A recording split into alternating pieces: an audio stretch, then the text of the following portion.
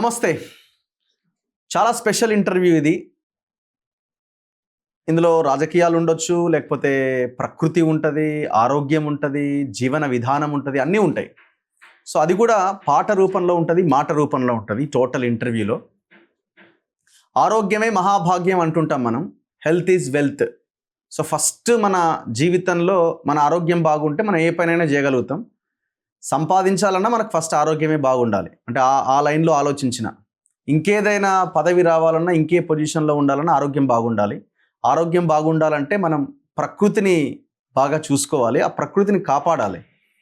So అది లేకుండా మనం ఆ ప్రకృతి అంటే ఏంటి, మన బాడీని కూడా ఒక ప్రకృతిగా తీసుకుంటే మన లైఫ్ స్టైల్, ఆ జీవన విధానం కూడా ఒక ప్రకృతిలో భాగమే. సో అన్నింటికి మిళితమై ఉన్నది, కలిసి ఉన్నది ప్రకృతే. సో ఆ ప్రకృతిని కాపాడాలి అన్నది ఇవాల్టి కాలంలో చాలా ఇంపార్టెంట్. సో ఢిల్లీలో మనం చూస్తున్నాం, గాలిలో అత్యంత భయంకరమైన బ్యాక్టీరియా వచ్చి చేరిందట. సో ఆ గాలి పీలిస్తే ప్రాణాలు కూడా పోయే ప్రమాదం ఉందట. సో ఇంత దారుణమైన సిచ్యువేషన్ హైదరాబాద్లో కూడా ఆ సిచ్యువేషన్ రాబోతున్నదేమో అనిపిస్తున్నది. సో కాబట్టి మనం అడవులని నరికేస్తున్నాం, చెట్లని తీసేస్తున్నాం, కొండలని, గుట్టలని అన్నింటినీ నాశనం చేస్తున్నాం. చివరికి డెవలప్మెంట్ అంటే ఏంటంటే బిల్డింగ్లు, ఫ్లైఓవర్లు, రోడ్లు, అర్బనైజేషను, దీన్ని మనం డెవలప్మెంట్ అంటున్నాం. ఈ మాయలో మనం పడిపోతున్నాం. సో మళ్ళీ వీటన్నింటికీ లింక్ రాజకీయం, ఇవన్నీ ఉంటాయి. ఎందుకంటే చట్టాలు చేయాల్సిన వాళ్ళు రాజకీయ నాయకులే కాబట్టి, మనం ఎన్నుకున్న నాయకులే కాబట్టి అన్నింటికీ దగ్గరి సంబంధం ఉన్నది. సో జీవితం అల్టిమేట్గా, సో జీవితము మనం చేస్తున్న ప్రయాణం ఏ రకంగా ఉంది ఒక్కసారి మనం మాట్లాడదాం ఈ అంశాల మీద. నా ముందు ప్రముఖ కవి, సామాజిక విశ్లేషకులు, ప్రకృతి విశ్లేషకులు జయరాజ్ గారు నా ముందున్నారు. నమస్కారం అన్నగారు. నమస్తే. బాగున్నారా? నాకు చాలా ఆనందంగా ఉంది. మాకు కూడా ఒక స్వచ్ఛమైన ఓ స్ఫటికం లాంటి నిజాయితీగా వ్యవస్థ అంతా ఒక పక్క నడుస్తుంటే ఒక రెవల్యూషనరీగా నిలబడి ఈ వార్తా ప్రపంచంలో మీలాంటి ఒక రఘు దగ్గర కూర్చొని అలా ఇంటర్వ్యూలో పాల్గొనటం అంటే మీ వయస్సు ఇవన్నీ కాదు, మీకున్న నిజాయితీ గీటురాయి. నాకు చాలా ఆనందంగా ఉంది ఈరోజు. మాకు కూడా. మీ చరిత్ర చాలా గొప్పది. సో ఇక్కడ దాకా మీ ప్రయాణం కొనసాగుతున్నది. సో ప్రకృతి అనగానే మీలాంటి వాళ్ళ పాటలు, మీలాంటి వాళ్ళ మాటలు మేము తరచుగా చూస్తూ ఉంటాము. సో ఇవాళ మెయిన్ సబ్జెక్ట్, యాక్చువల్గా మన ఇప్పుడున్న ఈ కాలంలో మెయిన్ సబ్జెక్ట్ ఏంటంటే ప్రకృతి, పర్యావరణం. అంతకు మించిన ఇంకొకటి ఏం లేదు, నేచరే. మీరు బాగా విశ్వం మొత్తం కనుక చూసినట్టయితే విశ్వంలో కొన్ని వేల గ్రహాలు ఉంటాయి. గౌతమ బుద్ధుడు ఇలా వెళ్ళిపోతూ ఉంటాడు, వెనక శిష్యుడు అడుగుతాడు, శిష్య బుద్ధ ఆకాశంలో నక్షత్రాలు ఎన్నున్నాయి అని అంటాడు. అంటే ఆయన ఈ ఇసుక తిన్నె మీద ఇసుక రేణువులు ఎన్నున్నాయో ఆకాశంలో అన్నీ ఉన్నాయని చెప్తాడు. ఇన్ని ఉన్నా కానీ ఎక్కడ కూడా మనలాంటి ప్రేమ, అనురాగం, ఆత్మీయత, ఒక కొండలు, జలపాతాలు, ఇవన్నీ కూడా ఎక్కడ మనకు కనపడ. కాబట్టి ఈ గ్రహం, ఈ తల్లి మీద చాలా మంది రాశారు. భూగోళం పుట్టుక కోసం రాలిన సురగోళాలెన్నో, ఈ మానవ రూపం కోసం జరిగిన పరిణామాలెన్నో. ఎన్ని పరిణామాల తర్వాతనో ఈ గ్రహం ఇంత అందమైన గ్రహంగా రూపాంతరం చెందింది. మొదట భయంకరమైన హీట్ ఉండేది, తర్వాత కంప్లీట్ మంచు కప్పబడ్డది, తర్వాత అడవులు, కొండలు, జలపాతాలు, ఒక అద్భుతమైన గ్రహంగా ఇది ఏర్పడింది. నా స్నేహితుడు సుద్దాల అశోక్ తేజ, నేలమ్మ నేలమ్మ నేలమ్మ నీకు వేల వేల వందనాలమ్మా, ఆయన అసలు ఈ నేలను తడమని కవి నీకు ఉండడు. మన కృష్ణశాస్త్రి ఆకులు ఆకునై, పువ్వులు పువ్వునై, ఇక్కడే ఉండిపోనా అని అంటాడు ఆయన కదా. అది నాలాంటి వాళ్ళని కూడా బాగా ప్రభావితం చేసింది. ఎంత చల్లనిదమ్మా ఈ నేల తల్లి, ఎంత చక్కటిదమ్మా ననుగన్నా తల్లి, పచ్చ పచ్చని పట్టు చీరల్ని గట్టింది, పండు టాకుల వంటి రవికల్ని తొడిగింది, కొండ కోనలనేమో కొప్పున ముడిసింది, పొద్దు పొడుపునేమో ముద్దాడబోతుంది. ఎంత చల్లనిదమ్మా ఈ నేల తల్లి, ఎంత చక్కటిదమ్మా నన్ను గన్నా తల్లి. వాన జల్లుకుని ఒళ్ళు కదిలిందమ్మా, నల్ల మబ్బుల్లోన నెలలు పడ్డాయమ్మా. ఋతువుకు నువ్వు బాలెంత హోయమ్మా, రతనాల పంటంతా నీ కడుపు పంటమ్మా. ఎంత చల్లనిదమ్మా ఈ నేల తల్లి, ఎంత చక్కటిదమ్మా నన్ను గన్నా తల్లి. ఎంత ఓ స్త్రీతత్వం, మాతృత్వం. దీన్ని మెటల్గా చాలా మంది చూడాలని చూస్తారు. ఇది మెటల్ కాదు. మీరు బాగా గమనించండి. ఈ తల్లికి, తల్లి అనే ప్రేమ ఎలా ఉంది, తల్లికి ఈ ప్రేమ ఉంటుందా అనేది మనం చూస్తే, పునరుత్పత్తి ఈ మట్టి మాత్రమే చేయగలుగుద్ది, కానీ ఈ ప్రపంచంలో ఎవడు చేయలేడు కదా. అంతే కదా. కాబట్టి మీరు ఈ తల్లికి ప్రేమ ఉండటానికి కూడా నేను చాలా డీప్ స్టడీ చేసిన. మీరు గున్నమామి చెట్టు ఇంత హైట్ ఉంటుంది. ఓకే. ఈ హైట్ నుంచి మామిడి పండు కింద పడితే బిడ్డ చచ్చిపోద్ది. అవును. కాబట్టి ఈ మాతృత్వం కలిగిన ఈ తల్లి ఏం చేస్తుందంటే, ఏ టాటా బిర్లా కంపెనీ కూడా తయారు చేయని ఒక అద్భుతమైన పిక్క, ఆ పిక్క లోపల బిడ్డ, ఆ పిక్క పైన తల్లిపుత్తిల లాంటి కండరం ఇస్తుంది. ఆ హైట్ నుంచి బిడ్డ కింద పడ్డా కానీ సురక్షితంగా ఉండటానికి కావలసిన అన్ని చర్యలు దాంట్లో ఉంటుంది. అంతకంటే మీరు కొంచెం పెద్ద చెట్టు ఉంటుంది, ఏది కొబ్బరి చెట్టు, ఇంకా పిక్క గట్టిగా ఉంటుంది, ఇంకా పీచు ఎక్కువ ఉంటుంది. అవును. అంతకంటే పెద్ద చెట్టు ఉంటుంది. తాడి చెట్టు మీద నుంచి బిడ్డ కింద పడితే బతకడం అనేది ఇంపాసిబుల్. అవును కదా. మీరు గొడ్డలు పెట్టి కొట్టినా పగలని పిక్క ఇస్తుంది, ఇంకా పీచు ఎక్కువ ఇస్తుంది. మీరు పనస కనుక చూసుకున్నట్టయితే, కొమ్మల్లో ఇంతలావు పనసక పండు పంటే కొమ్మ ఇరిగి కింద పడి బిడ్డ చచ్చిపోద్ది. కాబట్టి పనస ఎక్కడ కాస్తుందంటే మొదట్లో కాస్తుంది. అని ఇంత ఈ తల్లి యొక్క ఈ అటాచ్మెంట్, ఈ డీప్ స్టడీ ఏదైతుందో నన్ను రోజు రోజుకు బతికిస్తూ వచ్చింది. ఎట్లా ఉంది మీ హెల్త్, ఆరోగ్యం? చాలా అంటే ఇక్కడ నేచర్ రగన్న ఒక తాత్వికమైన ఫిలాసఫీ చెప్తుంది. ఓకే. ఈ భూమి మీదకి చాలా మంది ఫిలాసఫర్స్ వచ్చారు. నువ్వు గనక దేవుడికి మొక్కినట్టయితే నీ కష్టాలన్నీ పోతాయని కొంతమంది అంటారు. కొంతమంది ఇంకో రకంగా అంటారు, ఇంకో రకంగా. నువ్వు ఇది చేసినట్టయితే, నువ్వు దేవుడికి ఈ మొక్కులు తీర్చినట్టయితే, ఈ ఏటపోతును కోసినట్టయితే, లేకుంటే ఇన్నిసార్లు నువ్వు దేవుడికి ఆడికి వచ్చినట్టయితే ఇట్లా ఉంటావు అని చాలా మంది చెప్తారు. వీళ్ళందరూ భూమి మీదకి వచ్చిన వాళ్ళు చెప్పేది. కానీ భూమి ఏం చెప్తుంది, నేచర్ ఏం చెప్తుంది? నేచర్ ఎప్పుడైనా కానీ డ్యూయల్ రోల్ పోషిస్తుంది. ఓకే. నువ్వు అప్పు ఉండాలంటే లోయ లేకుండా అప్పు ఉండదు. ఒక కష్టం లేకుండా సుఖం అనేది ఇంపాసిబుల్, అది ఉండదు. జననం వచ్చిందంటే జననంతో పాటే మరణం, అంతే, తప్పదు, వస్తుంది. కాబట్టి ఈ తాత్వికమైన దుఃఖమే లేకుంటే నవ్వులకు దిక్కేది, చీకటే లేకుంటే వెలుగులకు విలువేది, పూలతో తుమ్మెదలాడిన ఆటరా,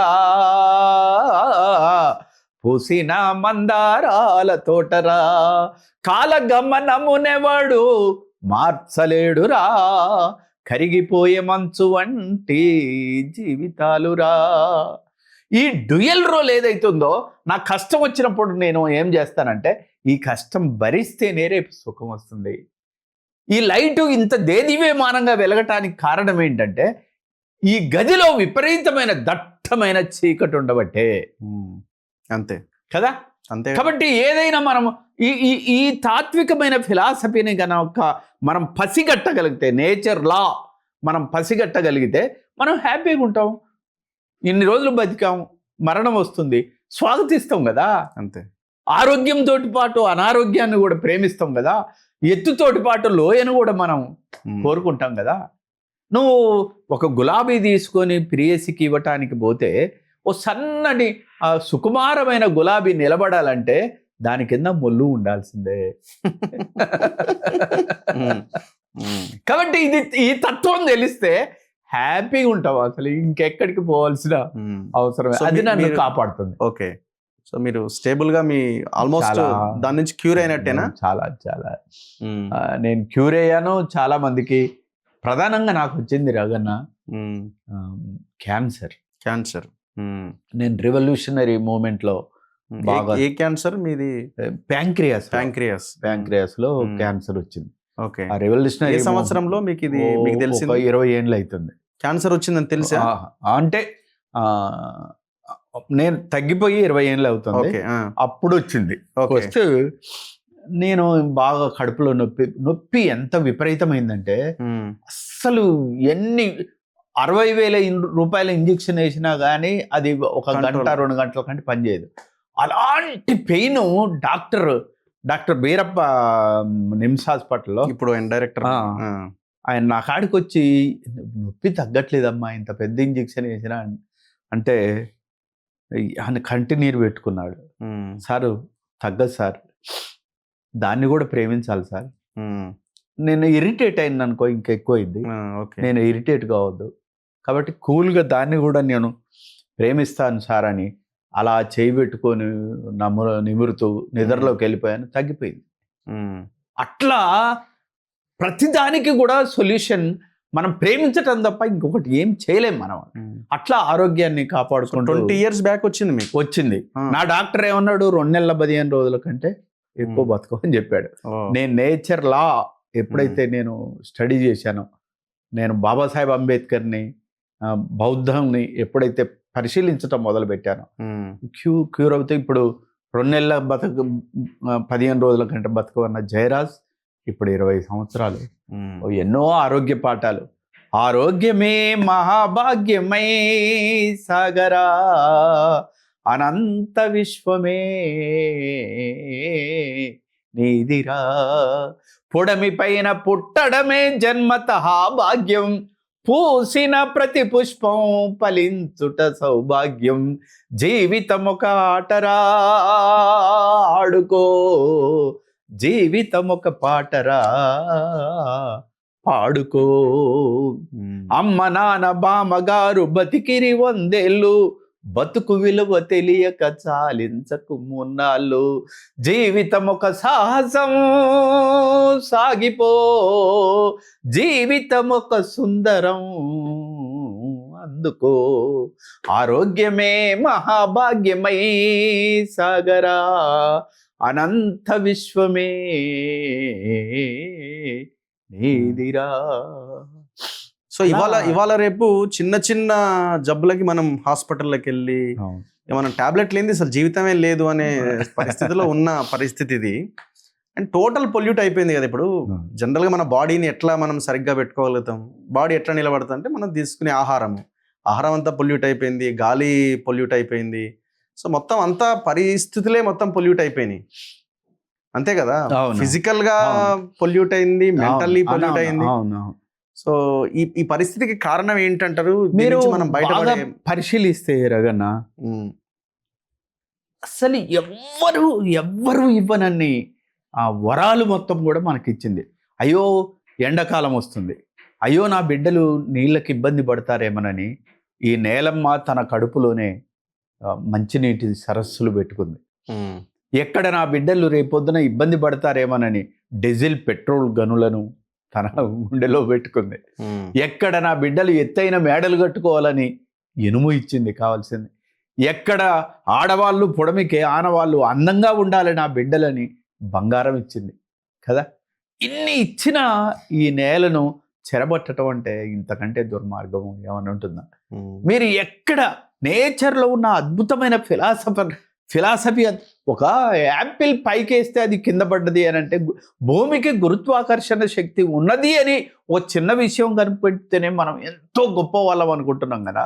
అసలు నేచర్లో మీరు ప్రతి చూడండి, ఓ రాయిని ముట్టుకొని చూడు, రాయినైతే ఏమిరా నేను, రప్పనైతే ఏమిరా, బండనైతే ఏమిరా నీకు, కొండనైతే ఏమిరా, ఏటికెదురుగా నిలిసి జనుల కూటి బాధను బాపినాను, ఇంటికి పునాది రాయై కంటి రెప్పై కాచినాను, నేల కొరిగిన మరవీరుల స్తూపమైనే వెలిగినాను, రాయినైతే ఏమిరా నేను, రప్పనైతే ఏమిరా.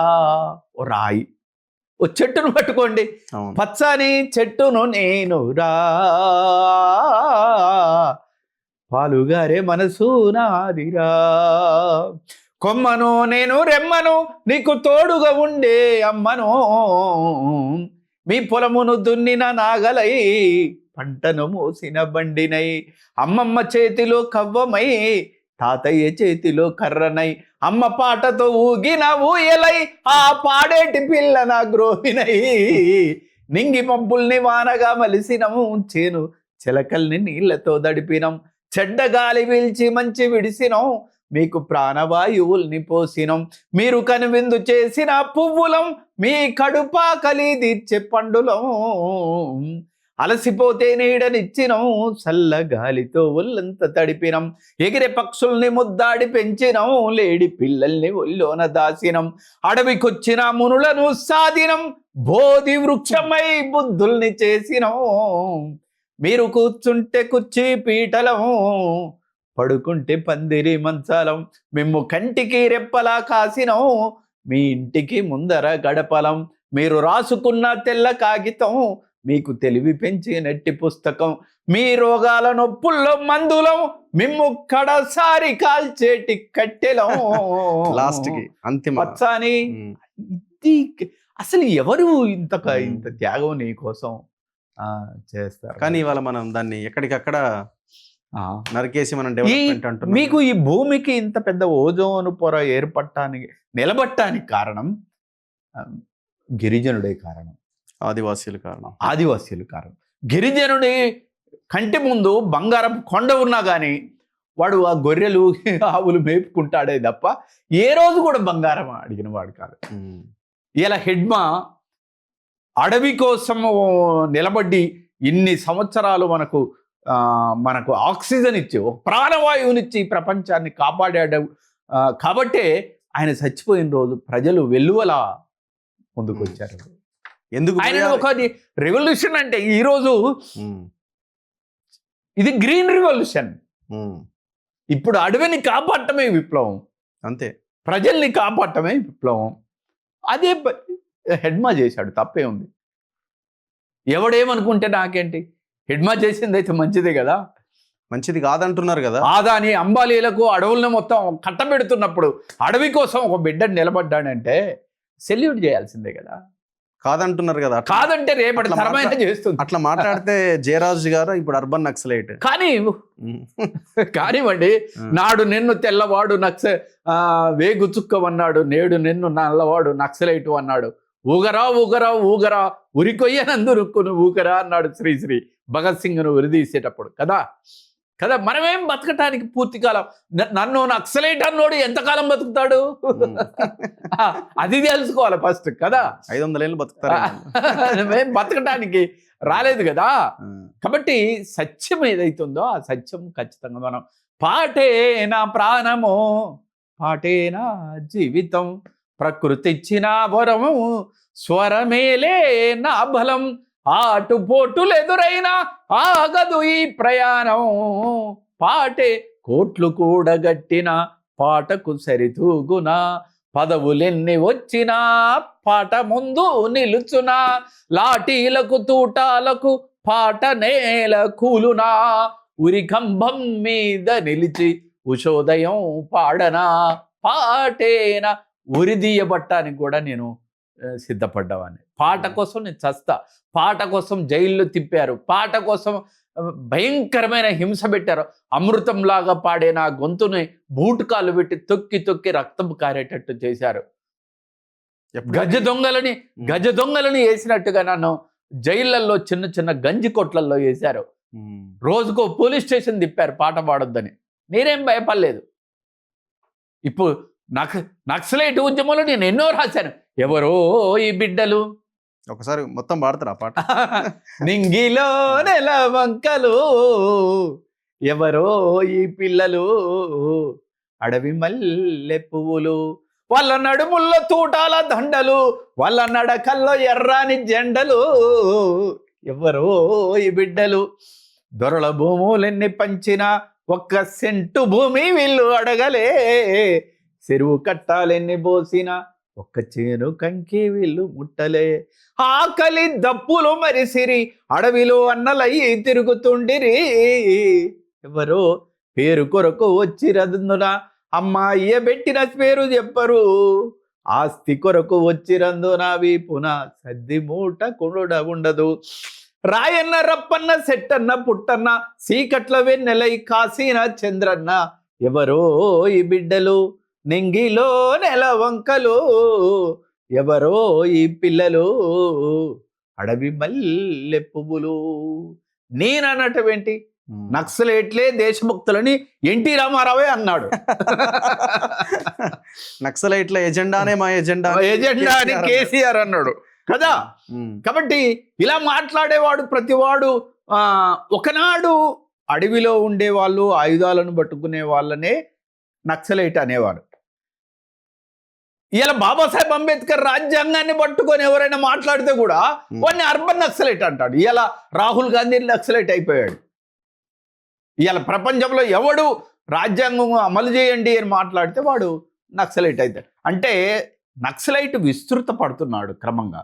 అడవి నుంచి మైదానంలోకి, మైదానంలో నుంచి ఇలా ఈ శత్రువు ప్రధానమంత్రులు కూడా నిద్ర పట్టకుండా చేస్తున్న పరిస్థితి ఉంది. ఎస్, ఇలాంటి టైంలో నేను నక్సలైట్ అని చెప్పుకోవటానికి నాకు చాలా గర్వంగా ఉంది. ఒక విప్లవకవిగా చెప్పుకోవటానికి ఇంకా గర్వంగా ఉంది. నేను రాశాను, నేనేం దాచుకోవటం లేదు. అంతేనా?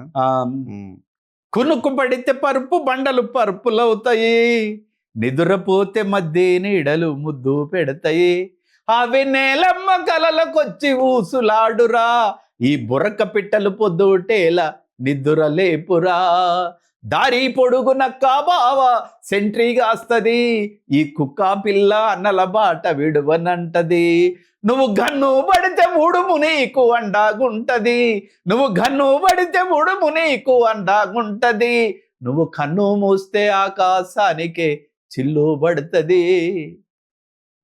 దారి పొడుగున బావ సెంట్రీగాస్తది, ఈ కుక్క పిల్ల అన్నల బాట విడువనంటది. ఇలా అసలు వాళ్ళ జీవితం ఎంత గొప్పదంటే రఘు. ఆ గువ్వల జంటను చూసి చెల్లెల మనసు లాగెరా, మన దళములోనే ఒక పిల్లోడు పెళ్లి ఆడురా, ఏ కులము మతములన్నీ ఇక్కడ పనికి రావురా, ఆ కొండ వాగుల దిగి వచ్చి కాళ్ళు కడుగురా, గొడవలొస్తే మనలో మనమే సర్దుకోవాలి, ఆ గండు సీమల చూసి మనం నేర్చుకోవాలి, ఏ సుఖం కోరి బతుకు నడిపే వాళ్ళం కాదురా, ఏ సుఖం కోరి బతుకు నడిపే వాళ్ళం కాదురా, మనం గుండె జారిపోతే ప్రజల కండ ఎవడురా. అలాంటి ఒక అద్భుతమైన ప్రపంచం, ఒక దండకారణ్యం మొత్తం కూడా. నేను తిరిగి వచ్చాను, తిరిగి రాలేదని. మీరు ఉన్నారా అడవుల్లోకి? అడవుల్లో ఏం లేరు. గన్ను పట్టలేదు మీరు? నేను గన్ను పట్టలేదు, పెన్నుతోటే రాశానులే. కానీ మొదట నా జీవితం అంతా విప్లవ సాహిత్యంతో నడిచింది. దానికి కారణం ఉంది రఘు. మాది మహబూబాబాద్. అంటే ఇప్పుడు ఎందుకంటే ఇప్పుడు ఈ చర్చ ఎందుకు వచ్చిందంటే, ఇప్పుడు ఈ కగార్ పేరుతో మార్చ్ 31 డెడ్ లైన్ పెట్టుకొని ఆల్మోస్ట్ 80% 90% దాకా ఎండింగ్ దశకు వచ్చినట్టుగానే కనబడుతున్నది. మరి అని సరే, ఐడియాలజీ భావజాలం మీద చర్చ జరిగినా ఫిజికల్గానైతే మనుషులనైతే లేకుండానైతే చేయగలుగుతున్నారు. వాళ్ళకి కావాల్సినటువంటి పని వాళ్ళు చాలా సక్రమంగా ప్లాన్డ్గా చేసుకుంటున్నారు. అడవి ఆ పరిస్థితులు అవన్నింటిని కూడా. ఇంకేం మిగిలిందని మీరు అనుకుంటున్నారు? నేను అంటే విప్లవం కడుపు, ఈ దేశంలో పేదరికం ఉన్నంత కాలం విప్లవోద్యమాలు ఉంటాయి. అది ఏ రూపంగానైనా కావచ్చు, ఏ రూపకంగానైనా ఉండొచ్చు. ఈ దేశంలో అసమానతలు ఉన్నంత కాలం కూడా తిరుగుబాట్లు వస్తూనే ఉంటాయి. దానికి నక్సలిజం పేరుతో రావచ్చు, ఇంకో కమ్యూనిజం పేరుతో రావచ్చు, సోషలిజం పేరుతో రావచ్చు. రేపొద్దున ప్రకృతి వనరులు కాపాడుకోవటానికి పెట్టుబడిదారులకు ప్రకృతి ప్రేమికులకు మధ్యన ఒక గ్రీన్ రెవల్యూషన్ వస్తుంది అనేది నేను బలంగా భావిస్తున్నాను. ఆ గ్రీన్ రెవల్యూషన్ కు వాళ్ళే నాయకత్వం వహించవచ్చు, పేదలే నాయకత్వం వహించు, కమ్యూనిస్టులే నాయకత్వం వహించవచ్చు. ఎవరు చెప్తారు? దానికి ఇంకో పేరు పెట్టుకోవచ్చు, అంతే కదా. రెవల్యూషన్ మాత్రం ఎవడు ఆపలేడు. అసలు మార్పు అనేది మీరు బాగా గమనిస్తే నేచర్ స్వభావం అది తెలియదు వీళ్ళకి, పాలకులకు. నేచర్ ఏం పని చేసినా చాలా బ్యూటీగా చేస్తుంది. ఒక గడ్డి పువ్వు పూసినా చాలా అందంగా పూస్తుంది. మీరు గమనించండి. కాపాడుకుంటది అంటారా ఈ పరిస్థితిని? తప్పకుండా. అడవిని నేచర్ ఏం పని చేసినా ఒక క్రియేటివిటీ ఉంటుంది. క్రియేటివిటీ లేని పని నేచర్ చేయదు.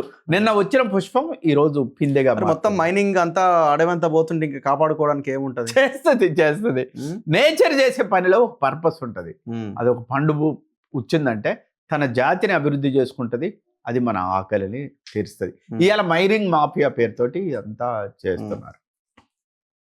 కాదనను, ఎక్కడికి పోతారు? ఇవాళ నిన్నటిదాకా ఏం చేశారు? వాటర్ నమ్ముకున్నారు.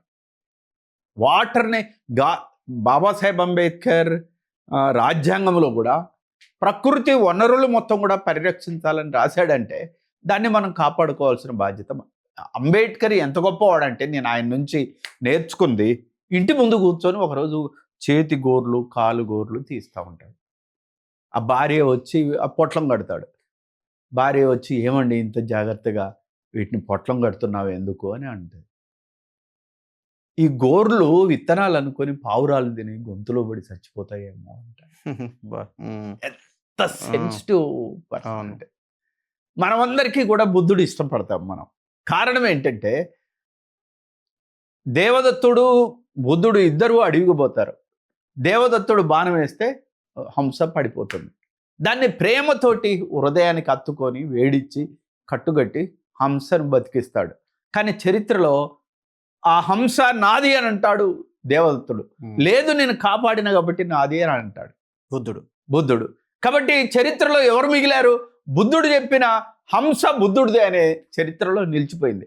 రేపొద్దున యుద్ధం జరిగితే, రేపొద్దున అడవిని రక్షించుకోవటం కోసం, భూమిని రక్షించుకోవటం, నీళ్లను రక్షించుకోవటం కోసం పెట్టుబడిదారులు ఒక పక్క, ప్రభుత్వాలు ఒక పక్క, ప్రజలు ఒక పక్క యుద్ధం జరిగితే ఆ గ్రీన్ రెవల్యూషన్ వైపే భూమి కూడా ఉంటుంది.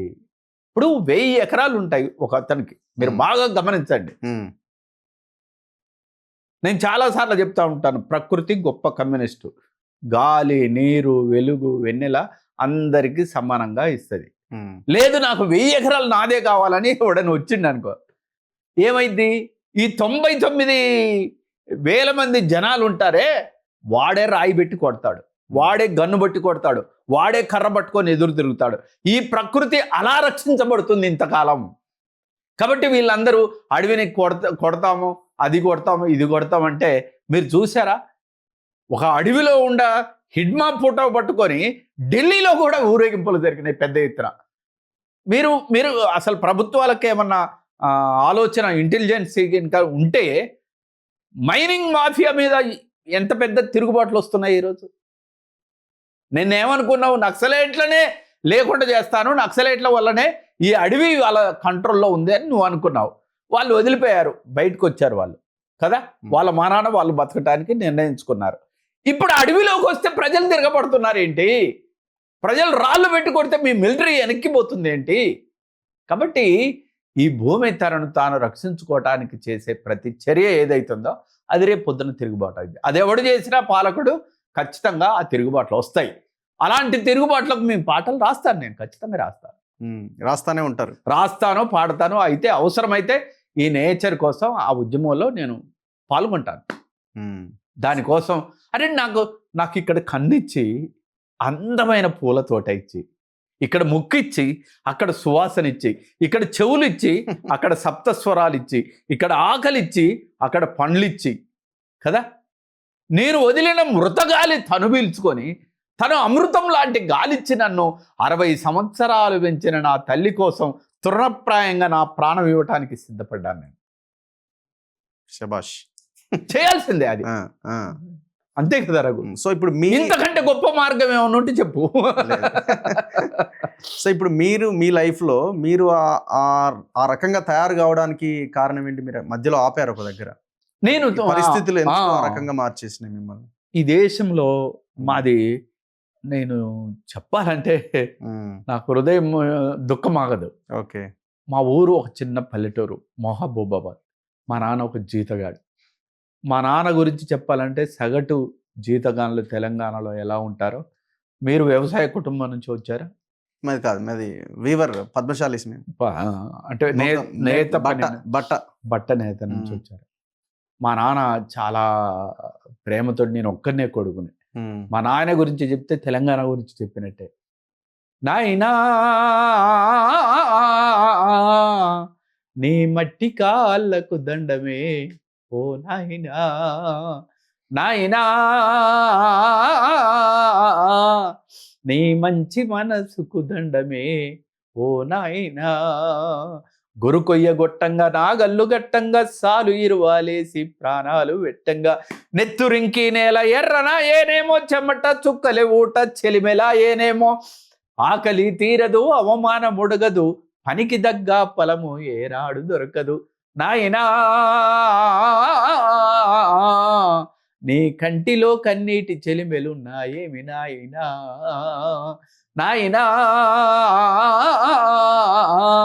నీ కడుపులో ఆకలి మంటలారావేమి నాయనా గొర్రెల కొట్టం ఊర్చి బర్ల పెండా తీసి ఎడ్ల గిట్టలు కొట్టి గొడ్ల దారికి తెచ్చి ఆలమందలు కాసి పాలు పెరుగు తీసి దున్నపోతుకు అరక దున్నటాన్ని నేర్పి పశులు మనసులు కలిసి వ్యవసాయమును చేసి బురద పొలము నుండి భువ సృష్టించేవు నాయనా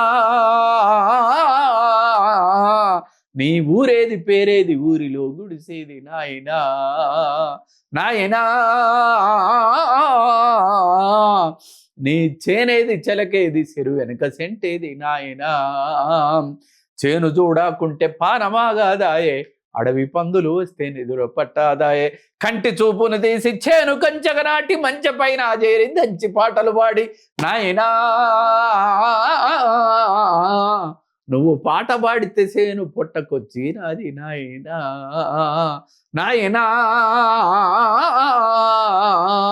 నీ మాటలింటూ కంకి పాలు పోసుకుంది నాయనా కాళ్ళకున్న చెప్పు చేతబట్టుకొని తల రుమాలు తీసి కడుపు కట్టుకొని డప్పు కొట్టే కాడ దరువులేసే కాడ బొట్టు పెట్టే కాడ బోనబెత్తే కాడ పటేళ్ళు పటవార్లు ఊర్లోకొచ్చే కాడ నాటు కోడితో పిల్ల రాతిరయ్యే కాడ నాయనా నువ్వు కచ్చడాల ముందు కుక్కలా ఉరికేవు నాయనా నాయనా ఊరి కుక్కలన్నీ నిన్ను చిత్రంగా చూసేవి నాయనా కసి పెరుగుతున్నది రసిగారుతున్నది ఆగడాలే రోజు కాగడవుతున్నవి నైజాము గుండెల్లో గుబ్బులవుతున్నది ఊరి దొరల ముడ్డి మట్టూడుతున్నది తుమ్మలా శేషయ్య దళము గడిలోకొచ్చి ఊరి దొరలను బట్టి వర్లంగా చంపిరని నాయనా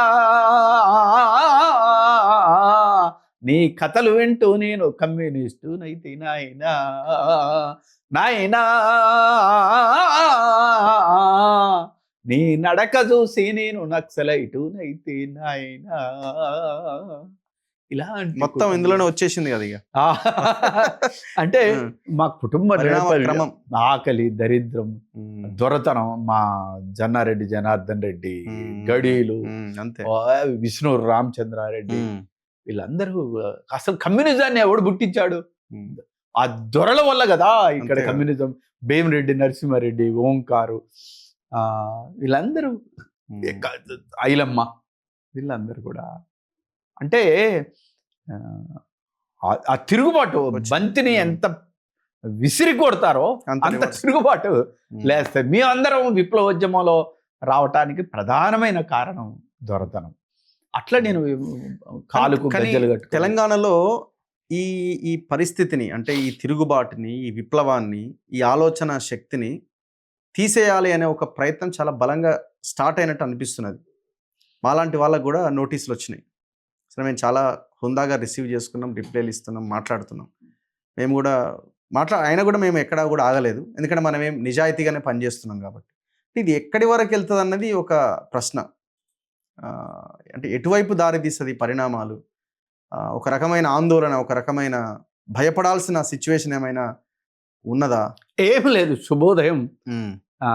ఈ రాత్రి ఇంత బలంగా చీకటైందంటే రేపు శుభోదయం ఉషోదయం సూర్యుడు చాలా బగ మండుకుంటా వస్తాడు.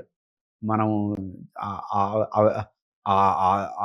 ఆ సూర్యుడి కోసం మనం వెయిట్ చేయాలంటే ఖచ్చితంగా వస్తాడు. సో మీరు చాలా గొప్పగా అన్నలు అంటున్నారు, గొప్పగా కీర్తించే ప్రయత్నం చేస్తున్నారు. ప్రభుత్వము రాజ్యము అది ఇప్పుడు వీళ్ళు ఉండనివ్వండి, అంతకుముందు ఇంకొకరు ఉండనివ్వండి, వాళ్ళు ఒక తీవ్రవాద సంస్థలాగా వాళ్ళు చూస్తున్నారు, ఉగ్రవాదులాగా వాళ్ళు చూస్తున్నారు. మార్క్సిజం అనేది నేను ఇప్పటికీ చెప్తున్నాను, మార్క్సిజం అనేది తీవ్రవాదమో, మార్క్సిజం అనేది ఒక పార్టీకి సంబంధించిందో, మార్క్సిజం అనేది ఒక ఎర్ర జెండాకు సంబంధించిందో కాదు. మార్క్సిజం అనేది ప్రకృతి వచ్చి ఇచ్చిన ఫలాలు మొత్తం కూడా అందరూ అనుభవించాలని చెప్పే తాత్విక చింతన అది.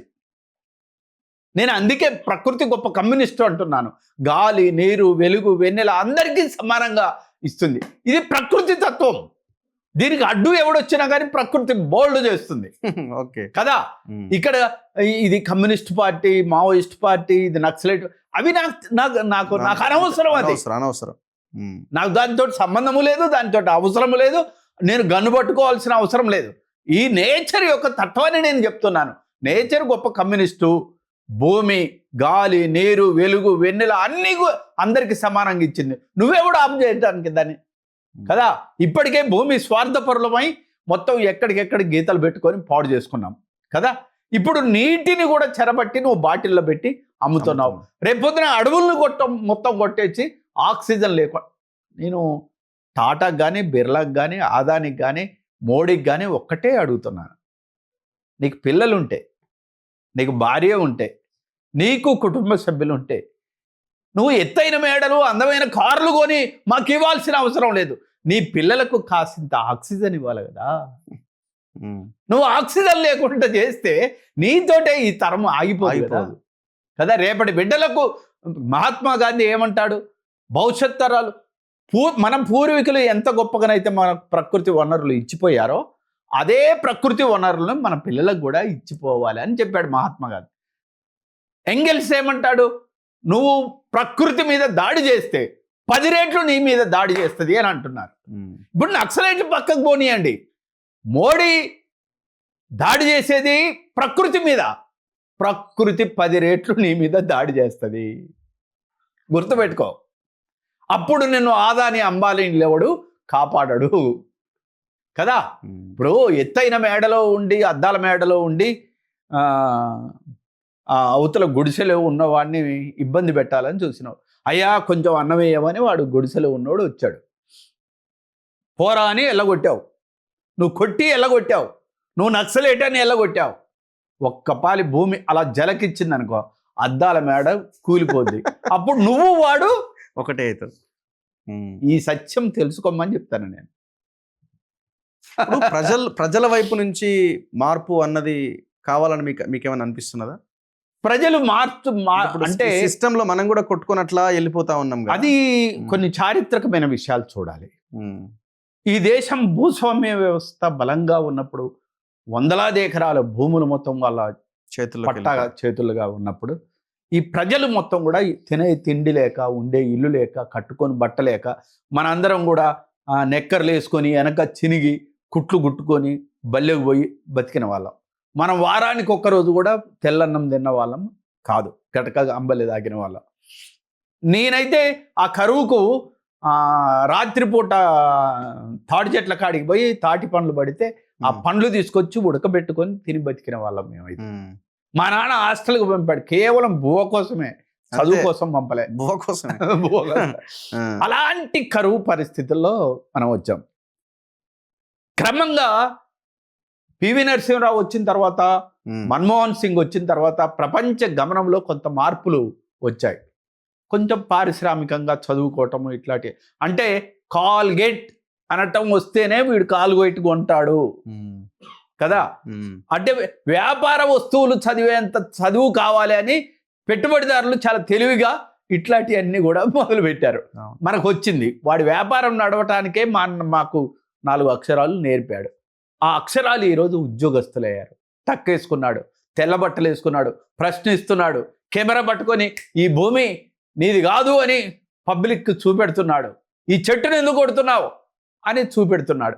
కాబట్టి ఈ చైతన్యం వచ్చిన తర్వాత ఈ లైటు, ఈ ఇల్లు, కొంచెం సుఖమయ్యే జీవితం, కొన్ని వందల సంవత్సరాల చరిత్రలో మనిషి సుఖపడే, ఒక పేదవాడు సుఖపడే ఒక వ్యవస్థ కొంచెం అలా వచ్చింది, డోర్ ఓపెన్ అయింది. ఇప్పుడు ఆ సుఖపట్టం కూడా ఇష్టం లేక పెట్టుబడిదారులు దాడి చేస్తున్నారు. ఖచ్చితంగా రేపు తిరగబడతారు. మనము ఊహించడమా ఏ రోజైనా? అంటే మన జీవన విధానంలో కూడా చాలా చేంజెస్ వస్తాయి. ఇప్పుడు బాగా ఢిల్లీలో మీరు చూడండి, అవును, ఢిల్లీలో గాలి పొల్యూట్ అంటే ఆ పొల్యూట్ అయిన గాలిలో కూడా బ్యాక్టీరియా ఉంటున్నదట. భయంకరమైన రీసెర్చ్ బ్యాక్టీరియా ఉంటుంది. స్టడీ అది. మందులకు లొంగని బ్యాక్టీరియా. బ్యాక్టీరియా మీకు ఇంకా రగన్న అంటే ఇదంతా మనిషి చేసిందే కదా. నేను మీతో చెప్తున్నాను, ఇది అదే కదా బాటిల్. మనం తాగేది రోజు. ఇది ఉంది కదా, ఈ బాటిల్లో నీళ్లు తాగటం వల్ల భయంకరమైన క్యాన్సర్ వస్తుంది. దీంట్లో ఉన్న ప్లాస్టిక్ నానో టెక్నాలజీకి కూడా అందని ఒక ప్లాస్టిక్ అణువులు ఈ తాగి మనం కడుపులోకి వెళ్తాయి. కడుపులోకి వెళ్ళి క్యాన్సర్కు కారణమవుతుంది. ఇది తాగిన తర్వాత ఏం చేస్తాం? పడేస్తే ఇది ఎటు పోద్ది? సముద్రంలో పోద్ది. సముద్రంలో ఉన్న జలచరాలు మొత్తం అంతరించిపోవటానికి ఇది ప్రధానమైన కారణం అవుతుంది. క్యాన్సర్ కారణం, పర్యావరణకు కూడా ఇబ్బందిగా, భూమిలో కూడా అది కరిగినా కరగదు, ఇబ్బంది అవుతుంది. మరి దీనికి ఏం చేయాలి? పాట రాయటం అంటే ఉట్టిదే కాదు, నేను రాసి వదిలిపెట్టడం కాదు. అరే నా పాటకు ఒక సామాజిక ప్రయోజనం ఉండాలి కదా. కాబట్టి నేనేం చేశానంటే దీని 5 సంవత్సరాలుగా ఒక ఉద్యమంగా దీన్ని, ఈ బాటిల్కు బదులుగా నేను ఎక్కడికి పోయినా కానీ ఈ బాటిల్ తీసుకెళ్తున్నాను.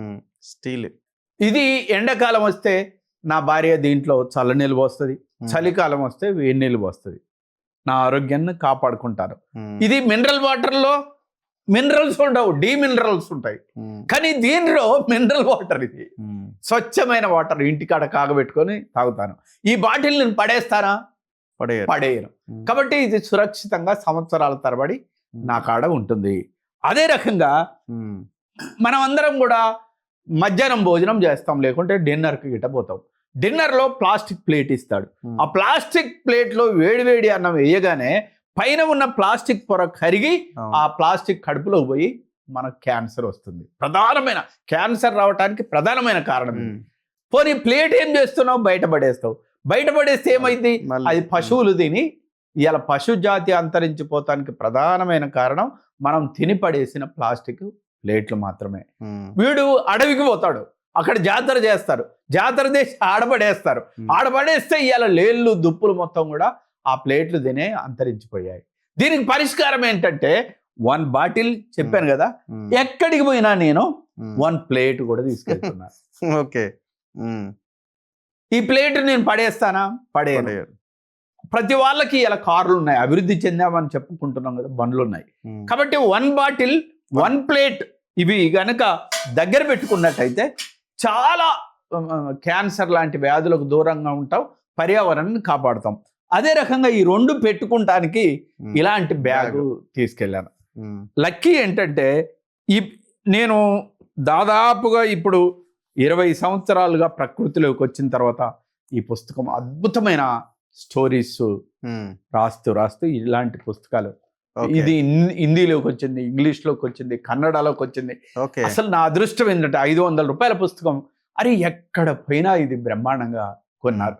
ఈ పుస్తకం చదివిన రైతులు రసాయనిక ఎరువులు వేయటం మానేస్తున్నారు.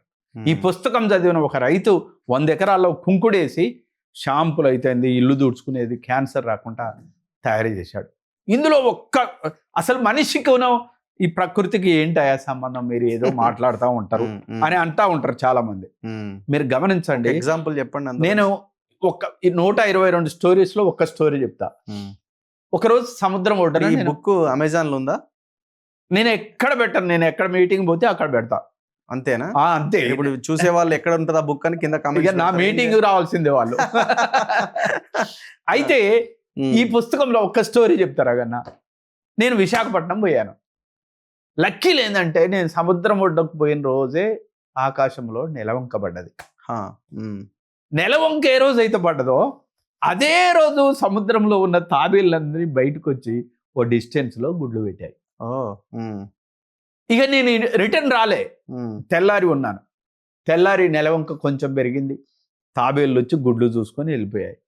ఇలా వెళ్ళి ఏమైందంటే నిండు పున్నమి వచ్చేటప్పటికి గుడ్లల్లో ఉన్న పిల్లలు బయటికి రావాలని చూస్తున్నాయి. నిండు పున్నమి రోజు సముద్రపల ఎగిసి గుడ్డు దాకా పోయి కొట్టగానే గుడ్డు పగిలి గుడ్డు అలలతోటి పాటు సముద్రంలోకి తాబేళ్ళు వచ్చాయి. ఒక వినీలాకాశంలో ఉన్న సందమామ ఓ సముద్ర పలలు సమస్త జీవరాశికున్న అటాచ్మెంట్ ఏదైతుందో అదే ప్రకృతికి మనకున్న సంబంధం. అంత గొప్ప ఇది కదా నేచర్ గురించి తెలుసుకుంటే. కాబట్టి దీన్ని ఎవడైనా తెంపగలుగుతాడా? లేదు కదా. కాబట్టి ఇలా నేను చేయటం వల్ల వచ్చిన మార్పు ఏంటంటే, ఇలా నేను ఒక 5 years నుంచి 2 రాష్ట్రాలు తెలుగు ప్రజలకు తిరుగుతుంటే ఒక సర్పంచ్ వస్తాడు, మా ఊర్లో ఇక ప్లాస్టిక్ వాడడం, ఇన్ని ప్లేట్లు కొనిస్తాను, కొన్ని కమ్యూనిటీ హాళ్ళల్లో, మా కమ్యూనిటీ హాల్లో ఫంక్షన్ పెట్టుకునేటోడు ప్లాస్టిక్ వాడితే మేము కమ్యూనిటీ హాలే ఇవ్వమని రద్దు చేసే కాడికి వచ్చింది. లక్కీలు ఏంటంటే ఇది ఏడబడి ఇలా తెలంగాణలో రేవంత్ రెడ్డి గవర్నమెంట్ ఈ ప్లాస్టిక్ ప్లేట్లు, ప్లాస్టిక్ బాటిల్స్ నిషేధించారు. ఇలా అన్ని స్కూల్స్, కాలేజెస్ ఇట్లాంటి వాటిల్లో కూడా అది పూర్తిగా అమలైద్దా కాదా నాకు తెలియదు. ఏదైనా పెట్టుబడిదారుల ప్రభుత్వం అది. అంతే కదా కదా. అంతే కదా. కానీ ప్రస్తుతానికి మాత్రం స్టీల్ ప్లేటు పొన్నం ప్రభాకర్ అనుకుంటాను నేను మనలో తన నియోజకవర్గంలో మొత్తం కూడా ప్లాస్టిక్ బదులుగా ప్లేట్లు వాడండి అని ప్లేట్లు, గ్లాసులు పంచాడు. ఈ మార్పు ఏదైతుందో నాకు చాలా సంతోషం అనిపించింది. ఇట్లాంటి కొన్ని మార్పులు జరగటం బేసిక్ గా మనిషి తినే ఆహార విషయం దీంట్లో కూడా చాలా చేంజెస్ వచ్చేసినాయి. అదే మెయిన్ ఇదైపోయింది. సరే వాటర్ బాటిల్ వాటర్ అంతేందుకు మీరు చాయ్ తెమ్మంటే ప్లాస్టిక్ కాగితంలో పొట్లం కట్టుకొని వస్తారు. క్యాన్సర్ కొనుక్కోవటమే దాంట్లో అదేంది మన సిల్వర్ ఫాయిల్ సిల్వర్ దాంట్లో. కాబట్టి ఇవన్నీ మనిషి జీవన విధానంలో మార్పులు అయితే ప్రజలు అంగీకరిస్తున్నారు.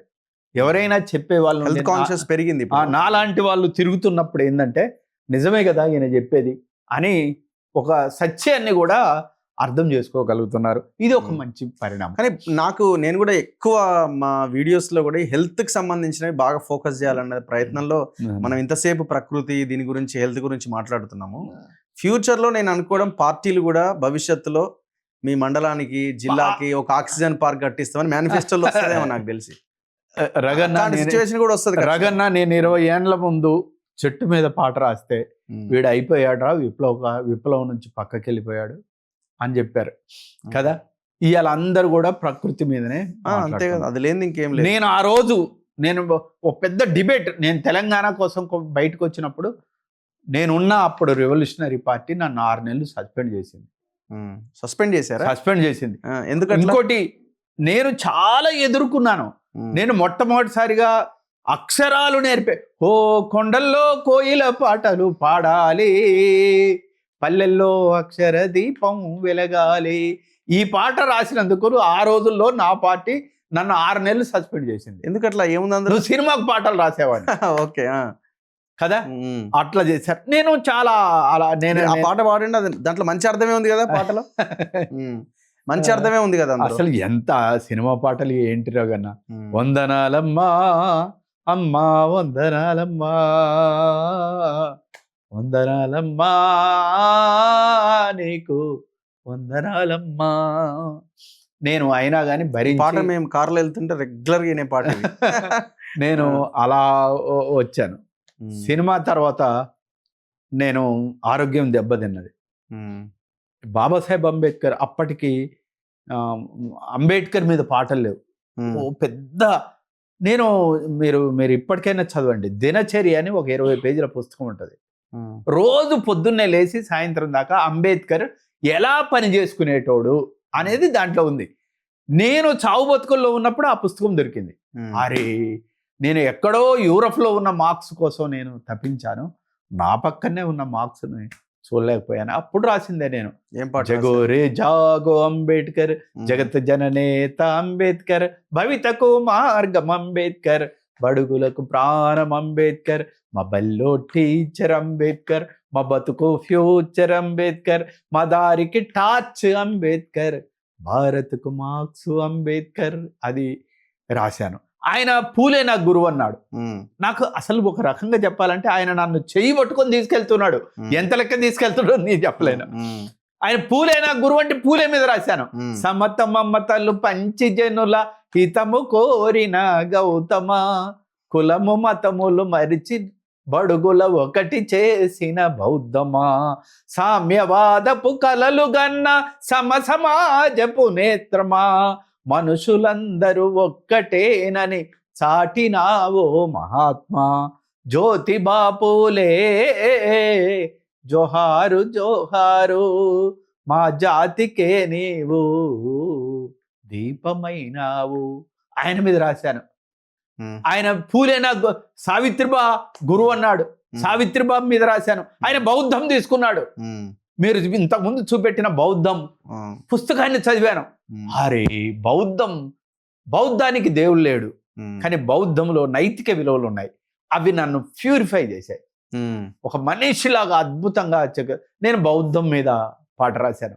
అక్కడితో ఆగకుండా నేచర్లోకి వచ్చాను. బౌద్ధం ఏం చెప్పింది? స్వార్థం అనుకుంటే ఏం రాశారు దాని మీద? బౌద్ధం మీద పాట. బుద్ధం శరణం గచ్చామి, బౌద్ధం శరణం గచ్చామి, సంఘం శరణం గచ్చామి, ధమ్మం శరణం గచ్చామి. అది హిందీలోకి వచ్చింది.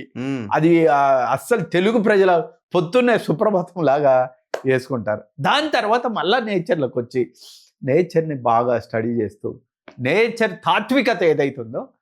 ఫస్ట్ రాసిన పాట ఏంది నేచర్ మీద? మీరు నేచర్ మీద నేను ఫస్ట్ రాసింది పచ్చని చెట్టు. నేను ఇందాక వాడింది అద్భుతమైన సాంగ్. అసలు ఎన్ని ఒక్క పాటలు కాదన్నా.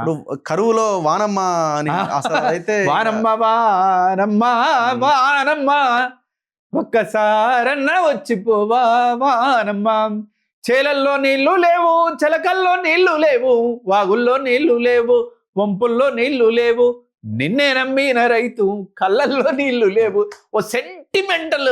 అసలు మీరు రెవల్యూషనరీ సాహిత్యం గనక మొత్తం గనక చూసినట్టయితే కొండలు పగిలేసినాం, బండలు నింపినాం, గ్యాంగ్ వల్ల మండి ఇట్లాంటివన్నీ ఉండేవి.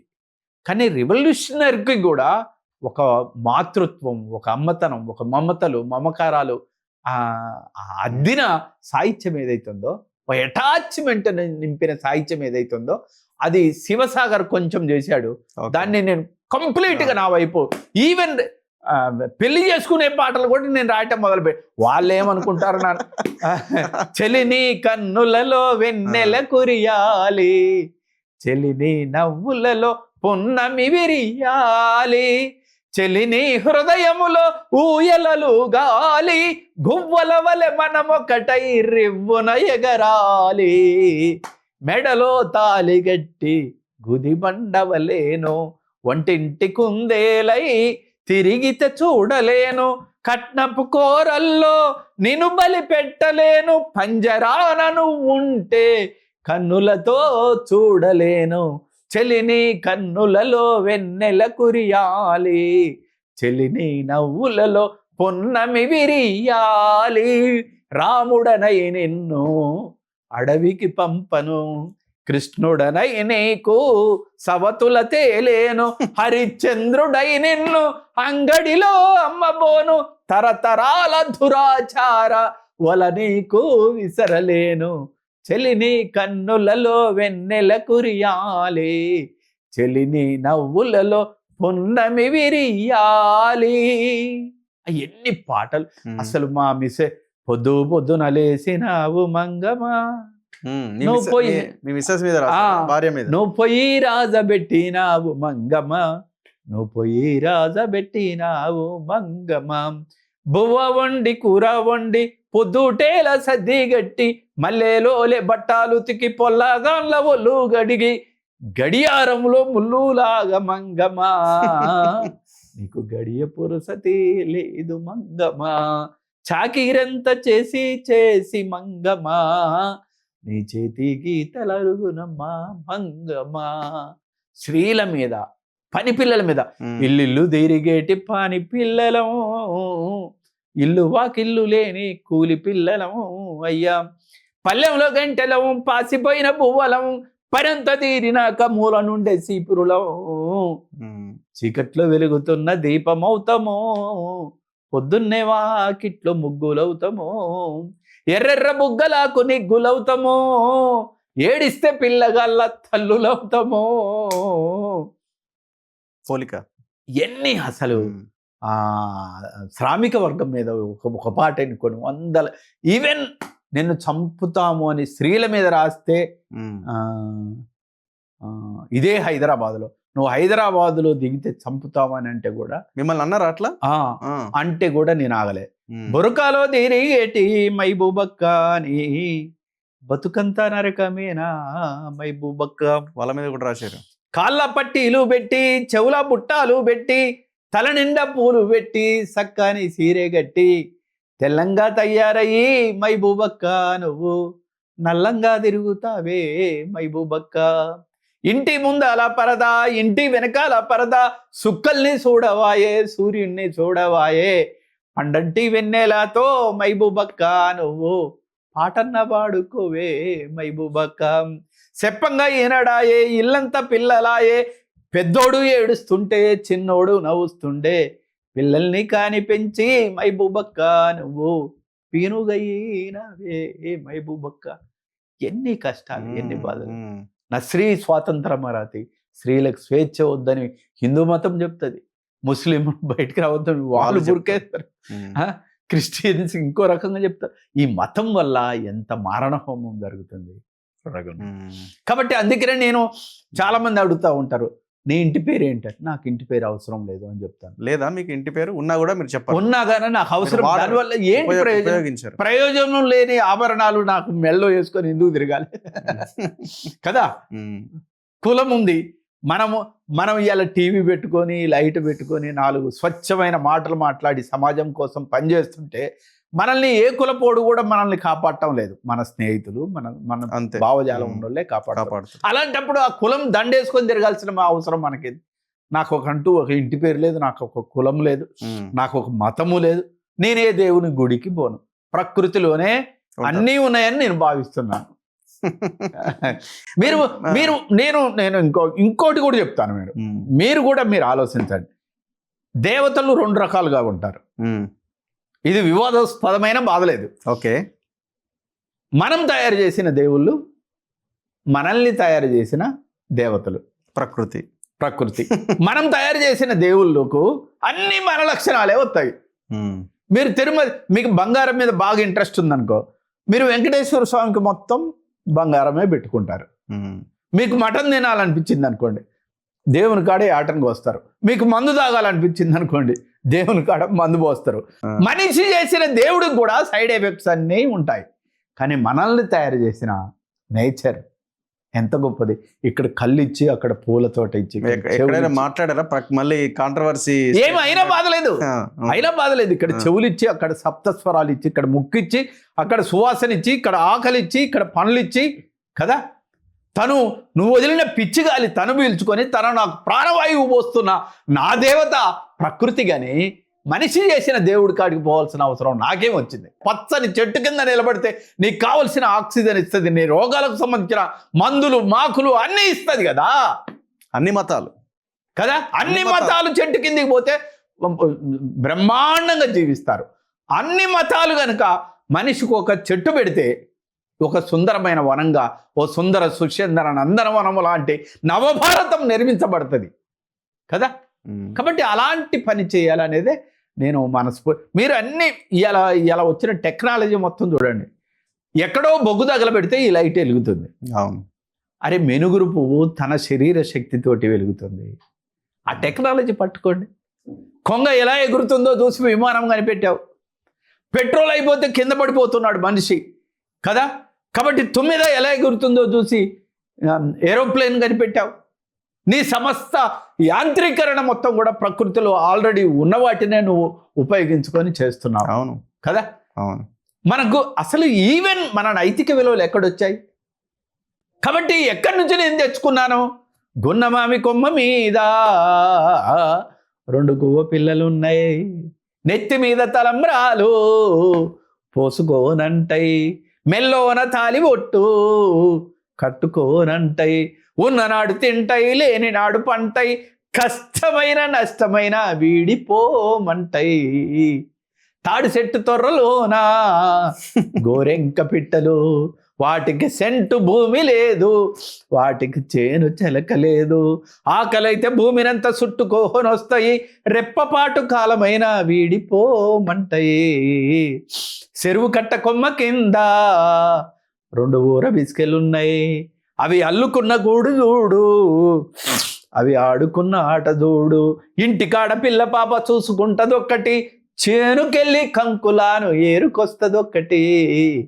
ప్రేమే జగతికి మూలం, ప్రేమే జగతికి ప్రాణం. మనం రాసుకున్న గ్రంథాలలో ఈ లవ్ లేదు, మనం రాసుకునే ఎందులో కూడా ఇదంతా లేదు. కాబట్టి ప్రకృతి స్వచ్ఛమైంది, దాని కాడికి వెళ్ళి మోకరిల్లితే నీకు అనేక విషయాలు నీకు బోధపడతాయి. మరి మిమ్మల్ని మీ పార్టీ పక్కకు పెట్టింది కదా, సస్పెండ్ చేసింది అన్నారు కదా, సో మరి ఇంకా మీరు ప్రేమిస్తున్నారు కదా మీ పార్టీని? అది పార్టీ అంటే మార్క్సిజం అనేది 4 అక్షరాల కింద బ్యానర్ కాదే. ఓకే. ఎంత ఎంత చిన్నగా పడుతుంది లేదు అవును కదా. అవును. మార్క్సిజం అనేది ఒక ఆక్సిజన్ లాంటిది, అది ప్రాణవాయువు లాంటిది, అది ప్రకృతి సిద్ధమైన తాత్విక చింతన. దాన్నే నేను వదిలిపెట్టుకోలేదు. ఓకే. నేను నా నా నా సిరలు మార్క్సిజం, నా దమనులు అంబేద్కరిజం, నా హృదయం బౌద్ధారామం, ప్రకృతే నా పవిత్రాశ్రమం. ఒక పాట ఉన్నది మీది, బ్రతుకు మీద ఆశలుంటే అన్నది, చాలా బాగుంటుంది. బతుకు మీద ఆశలుంటే తమ్ముడా, ఈ బంధుకును ఎత్తాలేవురా తమ్ముడా, మల్లెపూల బాట కాదు తమ్ముడా, త్యాగాల బాట ఇది చెల్లెలా. కట్టిన ఇల్లుండదు, పెట్టిన పొయ్యి ఉండదు, కంటికి నిదురుండదు, ఒంటికి సుఖముండదు, వారానికొక్క దినం తమ్ముడా, మన ఒళ్ళు దడప వీలుండదు తమ్ముడా. కడుపు పండిన చెల్లె నర్రెంగ చెట్టు కింద పురిటి నొప్పులు పడుతూ, పండంటి బిడ్డ బుడితే గుండె రాయి చేసుకొని చెల్లెలా, గూడె పొల్ల కొదిలినాదే చెల్లెలా. వాళ్ళ త్యాగాలు ఎంత గొప్ప. ఇల్లు వదిలి వాకిళ్ళు వదిలి వాడు అడవిని పట్టుకొని, ఆయుధాలను పట్టుకొని, వాడు అక్షరాలు నేర్పి అడవి ప్రజలకు చైతన్యం నేర్పి, వాడి కోసమే పుట్టి, వాడి కోసమే జీవించి, వాడి కోసమే ప్రాణాలు ఇచ్చే దేశభక్తుడు ఈ ప్రపంచంలో ఎవడైనా ఉన్నాడా? ఇప్పుడు మీరు రాజ్యాంగం అంటున్నారు, అంబేద్కర్ అంటున్నారు, ఇంకో వైపున మార్క్సిజం అంటున్నారు, మావోయిస్ట్ అంటున్నారు, నక్సలైట్ అంటున్నారు కదా, రెండింటికి లేదా? అంబేద్కర్ గన్ను అద్భుతమైన క్వశ్చన్. అంటే అంబేద్కర్ గన్ను బట్టమని చెప్పలేదు, ఓటు అనే ఆయుధం నమ్ముకోమని చెప్పిండు. మన తాత ఎలా ఉన్నాడో మన నాన్న అలా ఉండడు. చేంజ్ అవుతాడా కాడ? మన నాన్న ఉన్నట్టు మనం ఉంటామా? లేదు. మనం ఉన్నట్టు మన పిల్లలు ఉంటారా? ఉండరు. రష్యాలో జారు చక్రవర్తులకు వ్యతిరేకంగా ఆ రోజు ఓటు అనే ప్రక్రియ లేదు, డెమోక్రసీ అనే ప్రక్రియ లేదు. కాబట్టి అక్కడ రాజును కూల్చాలంటే ఏం చేయాలి? అనివార్యంగా గన్ను పట్టుకొని, ఆయుధాలు పట్టుకొని తిరగబడాలి. అప్పటికి ఓటే లేదు, ఓకే, డెమోక్రసీయే లేదు కదా. కాబట్టి అక్కడ విప్లవకారులు అనే చెప్పబడుతున్న వీళ్ళందరూ కూడా ఈవెన్ చైనాలో కూడా అలాంటి విప్లవాలకు దారితీశారు. బాబాసాహెబ్ అంబేద్కర్ చేసిన గొప్ప పని ఏంటంటే, అదే బుల్లెట్ని ఇక్కడ, అదే ఆశయాన్ని, అదే రాజును కూల్చే ఆశయాన్ని, అదే సమానత్వం అనే ఆశయాల్ని, అదే స్త్రీ పురుషులు సమానంగా ఉండాలి అనే ఆశయాన్ని, అదే పేదవాడు చదువుకున్న ఆశయాల్ని చాలా తేలివిగా ఏం చేశాడంటే బుల్లెట్ని ఇక్కడ బ్యాలెట్ చేశాడు. ఇక్కడ బ్యాలెట్ పెట్టి కొట్టినా కానీ రాజు కూలిపోతున్నాడు. అంటే విప్లవం అక్కడ మొరటుగుంది, ఇక్కడ పాలిష్డ్గా తీసుకొచ్చాడు. ఇక్కడ దాన్ని నమ్ముకోకుండా ఇంకా గన్ను బట్టి అడవుల్లో ఉండి సాధించేది ఏముంది ఇప్పుడున్న పరిస్థితుల్లో? అది మీరు చెప్పాలి వాళ్ళకు, నేను చెప్తే వింటారా? మీలాంటి వాళ్ళు చెప్తానే వింటారు. మరి నేను అనేది ఏంటంటే, మీరందరూ జనజీవన స్రవంతిలోకి వచ్చి కదా, మీరు ప్రకృతిని కాపాడటానికి, ప్రజల్ని కాపాడటానికి మీరు ఒక బ్యాలెట్ అని ఒక అద్భుతమైన బ్యాలెట్ ఇక్కడికి ఉంది. ప్రజల్ని చైతన్యం చేసి మీరే అధికారంలోకి వచ్చి గెలిచి ఎంతో కొంత గుమ్మ నర్సయ్య ఉన్నాడు, సిన్సియర్గా పనిచేశాడు కదా, నిజాయితీగా 5 సంవత్సరాలు గెలిచాడు. మీ శక్తి మేరకు మీరు కూడా డెమోక్రసీలో డెమోక్రటైజ్ కాండి. మీరు అడవి నుండి మైదానానికి డెమోక్రటైజ్ కావండి, కానీ అడవిని వదిలిపెట్టబాకండి. అడవిని కాపాడుతూ మీరు ముందుకు నడవండి, ప్రజలతో మమేకమై నడవండి అని నేను చెప్తున్నా. కాబట్టి అక్కడ యుద్ధం ఏదైతుందో ఇక్కడ బ్యాలెట్గా మార్చబడింది. బాబాసాహెబ్ అంబేద్కర్ కూడా చాలా తెలివిగా చెప్పాడు, ఆయన విప్లవం వద్దనిలే. అంటే బిఫోర్ కూడా ఉంది కదా, ఇప్పుడు Maoist Naxalite people's war party పుట్టే కంటే ముందే రాజ్యాంగం ఉంది, ఓటు అనే ఆయుధం మన చేతిలో ఉంది కదా. వాళ్ళు తెలివిగా ఏమన్నారంటే ఇది బూర్జువా రాజ్యాంగం అన్నారు. పోనీ నేను వాళ్ళని కూడా ప్రశ్నిస్తున్నా, ఓకే ఈ రాజ్యాంగం మంచిది కాదయ్యా, ఈ దేశంలో 3 రాజ్యాంగాలు ఉన్నాయి. ఒక రాజ్యాంగం రాజుల కాలంలో ఉంది కదా, మరువాద రాజ్యాంగం, అది మనల్ని చదవనీయలేదు, స్త్రీని బడికి పోనీయలేదు కదా, ఎన్ని ఇబ్బందులు పెట్టాలో, స్త్రీలను భర్త చచ్చిపోతే భార్యను కూడా తగలబెట్టే రాజ్యాంగం ఒకటి ఈ దేశంలో ఉంది. ఆ రాజ్యాంగం కులాలను తీసుకొచ్చింది, మతాలను తీసుకొచ్చింది, అన్ని వ్యవస్థల్ని ధ్వంసం చేసింది. దాని తర్వాత బ్రిటిష్ వాడు వచ్చాడు, బ్రిటిష్ రాజ్యాంగం ఒకటి ఉంది. బ్రిటిష్ వాడు కొద్దిగా గొప్ప దాన్ని రాజ్యాంగంలో కొన్ని మార్పులు చేశాడు. రాజుల కాలం నాటి మనుధర్మశాస్త్రాన్ని కొన్ని మార్పులు చేసి, అరే నువ్వు చదువుకోవచ్చురా అని చెప్పాడు, అమ్మ నువ్వు కూడా చదువుకోవచ్చు అని చెప్పాడు. కొంచెం వెసులుబాటు, కొన్ని పసిపిల్లలకు పెళ్లిళ్ళు చేయటం కానీ సతీసహగమనం లాంటి వాడు రద్దు చేశాడు.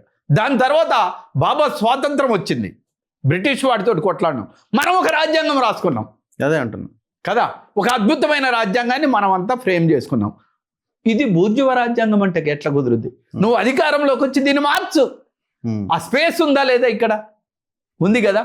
ఇంతకంటే గొప్ప రాజ్యాంగం మావోయిస్ట్ పార్టీ కానీ కమ్యూనిస్టులు కానీ రాస్తే నేను చాలా ఆనందపడతాను, వాళ్ళకు స్వాగతిస్తాను. ఇంతకంటే గొప్ప రాజ్యాంగం చైనాలో కూడా లేదు, ఇంతకంటే గొప్ప రాజ్యాంగం రష్యాలో కూడా లేదు. ఈవెన్ నేను చెప్తున్నాను, కాంట్రవర్సీ అయిన బాధ లేదు, అసలు అక్కడ ఓటు లేదు, ప్రజాస్వామ్యమే లేదు. కాబట్టి కమ్యూనిస్టు అనేవాడు ఒక ప్రకృతి సిద్ధాంతాన్ని పట్టుకొని చాలా డెమోక్రటైజ్ కావాలి, ఇది రాజ్యాంగం చాలా గొప్పది అని చెప్తున్నాను. ఇంతకంటే గొప్పది కావాలంటే మనం రాసుకుందాం రండి, ఎవరొద్దంటారు? ఈ రాజ్యం మీది పరిపాలించండి. ఇప్పుడు రాజ్యంలో ఉన్న వాళ్ళు అదే చెప్తున్నారు కదా, మీరు ఆ దిశగా వెళ్ళారు, ఈ దిశగా మీరు వెళ్ళాల్సి ఉండే రాజ్యాంగం ప్రకారం, కానీ ఇప్పుడున్న పాలకులు అంటున్నారు కదా. అయితే ఇక్కడ ఒక బాబాసాహెబ్ అంబేద్కర్ ఒక మాట అంటాడు, ప్రజాస్వామ్యం ధనస్వామ్యం అయినప్పుడు అనివార్యంగా కమ్యూనిజమే అవసరం అంటాడు. ఇప్పుడు అవసరం అవుతుంది. ఇప్పుడు మొత్తం డబ్బులు పెట్టు కొనుక్కునే వ్యవస్థగా డెమోక్రసీని మార్చి పారేది. అంటే అప్పుడున్న పరిస్థితుల్లో వాళ్ళు చేయడం అనివార్యమైందంటారా? అనివార్యం అంటే ఆ రోజు పరిస్థితుల్లో అనివార్యమైంది. ఈ రోజు డెమోక్రసీ వచ్చింది, మనం ఓటు ద్వారా సాధించాల్సిన విలువల్ని కొంత సాధించాం. ఇప్పుడు డెమోక్రసీని కూడా డబ్బున్న వాళ్ళు ఉపయోగించుకుంటున్నారు. ఇప్పుడు అనివార్యంగా తిరుగుబాటే అవసరం అవుతుంది. కాబట్టి నేను చెప్పినట్టుగా నాలో మార్క్సిస్ట్ ఉన్నాడు, నాలో అంబేద్కరిస్ట్ ఉన్నాడు, నాలో బుద్ధిస్ట్ ఉన్నాడు, నాలో ప్రకృతి కూడా ఉంది. నేను ఏది వదిలిపెట్టుకోలేదు. నేనెందుకు ఇంత కష్టపడి, ఇంత పోరాడి, ఇంత జీవితాన్ని మొత్తం ఆ సైద్ధాంతిక పునాది కలిగి దానికోసం పనిచేస్తే నేను దాన్ని ఎందుకు వదిలిపెట్టుకుంటా కదా. అవును, ఇంకా నేను ప్యూరిఫై కావాలి కదా. అవును, అది చివరగా ఒక పాటతో, మంచి పాటతో మనం ఈ మధ్య కాలంలో రగన్న ఒక ప్రపంచాన్ని కదిలిచ్చే తత్వగీతం 24 చరణాలతోటి 24 రాశాను. 24 పబ్లిష్. జయసుదాస్ గారి అబ్బాయి పాడాడు, మీరందరూ విని ఉంటారు. అది నా పాట అని మీరు తెలియకుండా వచ్చా.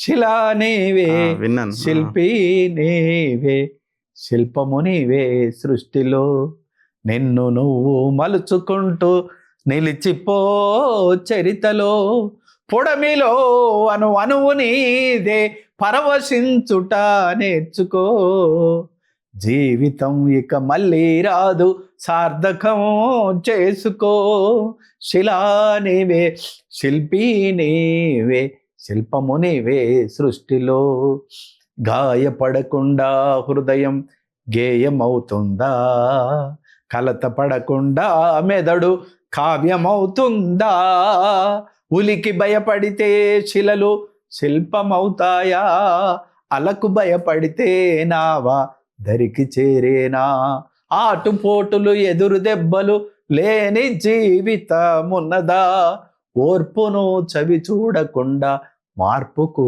తావున్నదా, శిలా నీవే శిల్పి నీవే శిల్పము నీవే సృష్టిలో. ఇది బాగా ప్రజాదరణ. ఏంటి జయరాజ్ తత్వం అంటే ఇదే తత్వం, నా తత్వం. కాబట్టి నన్ను అర్థం చేసుకోవాలన్నా జయరాజు ఏం చెప్పిండి ప్రపంచానికన్నా, నేను వెళ్ళిపోయే ముందు, నేను ఈ మధ్య కాలంలో బ్రెయిన్ స్ట్రోక్ వచ్చి ఈ కాలు ఈ చెయ్యి, బ్రెయిన్ స్ట్రోక్ కూడా వచ్చింది. కాలు చెయ్యి ఇది ఈ పార్ట్ అంతా కొలాప్స్ అయిపోయింది. ఓకే. నేను వెళ్ళిపోయేటప్పుడు ఈ ప్రపంచానికి ఇచ్చిపోయే గీతం ఏదైనా ఉందా అంటే ఆ శిలానివే అనేది చెప్పాను. మీకు మొత్తం మీ ఈ కెరియర్లో బాగా నచ్చిన, బాగా అప్లాజ్ వచ్చిన పాట నాకు మీరు రాసింది? ఇప్పుడు అన్ని పాటల కంటే నన్ను విప్లవోద్యమంలో మీకు నచ్చింది బాగా? నాకు శిలానివే బాగా నచ్చిన పాట అది నా తత్వగీతం. ఓకే. అంటే వేమనకు ఒక గీతం, వేమన పద్యాలు ఎట్లా ఓ జయరాజు తత్వం అనేది వచ్చింది. ఒక డాక్టర్ సి నారాయణ రెడ్డి గజల్స్ ఎట్లనో దీన్ని అట్లా రాసుకున్నాను. ఓ రవీంద్రనాథ్ ఠాగూర్ గీతాంజలి రాసుకున్నట్టుగా నేను ఈ గీతాన్ని రాసుకున్నాను. నేనున్నా లేకపోయినా 10 కాలాల పాటు ఆ గీతం ఉంటుంది అనేది నేను. సో ఈ మధ్య కాలంలో మనం జస్ట్ ఒక షార్ట్ పీరియడ్లోనే మనం గద్దర్ గారిని కోల్పోయాం అండ్ అందశ్రీ గారిని కోల్పోయాం. సో అందశ్రీ గారి పార్థివ దేహం దగ్గర మీరే ఉన్నారు అక్కడ అంతా. అంటే అక్కడ నేను బాగా అత్యధికంగా నాకంటే ఒక బిడ్జి నిర్మాణం చేసింది గద్దరన్న.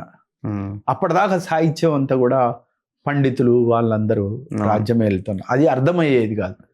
కానీ ఒక్కపాలి గద్దరన్న రావటమే, సిరిమల్లె చెట్టు కింద లచ్చువమ్మో లచ్చువమ్మ నువ్వు చిన్నబోయి కూర్చున్నావు ఎందుకమ్మో, ఎంత అంటే భాష. పేదవాడు కూడా కవి కావటానికి ఒక అంకురార్పణ చేశాడు. అందుకనే జీవితకాలం నేను గద్దరన్నతోటి తెలంగాణ ఉద్యమంలో హోరాహోరి జరిగిన పోరులో ఒక మీటింగ్లో గద్దరన్న పాడు అన్నాడు, పాడాను. ఇంకా పాడమన్నాడు, పాడాను. పాడితే మళ్ళా 10 కుట్లు పగిలిపోయినాయి. అయ్యో, రక్తస్రావమైంది.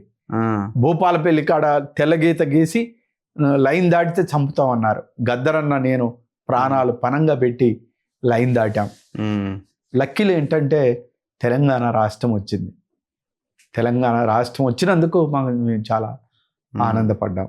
అయితే ఆ వివక్ష ఇవన్నీ కూడా ఇంకా పూర్తిగా పోలేదు. అట్లా గద్దరన్న నాకు గోడంజన్న నేను కవిని కావటానికి గోడంజన్న గొప్ప సాహిత్యం అందించాడు. నాకంటే ముందు అసలేటి వానల్లో ముసలెట్ల కట్టుకొని మోకాటి బురదలో మడిగట్లు దుండితే గరిసెలెవరి నిండెరా గంగన్న గుమ్ములెవరి నిండెరా అని రాశాడు. నేను తెలంగాణ ఉద్యమంలోకి వచ్చిన తర్వాత పరిచయం అయ్యాడు అందశ్రీ. చాలా అద్భుతమైన పాటలు.